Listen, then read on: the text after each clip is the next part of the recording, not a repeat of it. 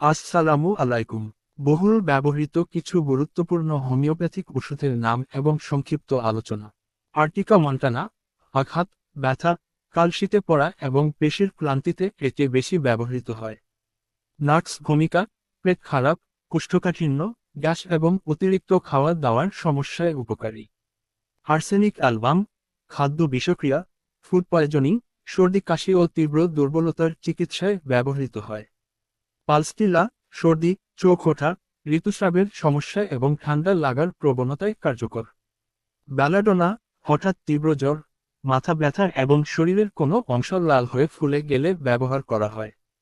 Bryonia, শুষ্ক কাশি এবং নড়াচড়ায় বৃদ্ধি পায় এমন জয়েন্টের ব্যথায় উপযোগী।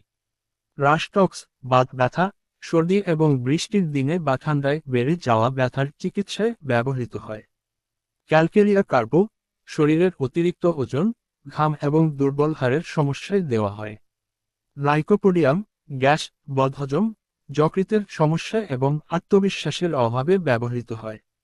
সালফার, চুলকানি, ত্বকের বিভিন্ন রোগ এবং দীর্ঘস্থায়ী সমস্যায় ব্যবহৃত হয়। বিশেষ সতর্কবার্তা, চিকিৎসার জন্য নিজে নিজে ওষুধ গ্রহণ করবেন না। যে কোনো চিকিৎসা শুরু করার পূর্বে অবশ্যই বিশেষজ্ঞ ডাক্তার অথবা রেজিস্টার্ড হোমিওপ্যাথিক চিকিৎসকের পরামর্শ নিন। আসসালামু আলাইকুম।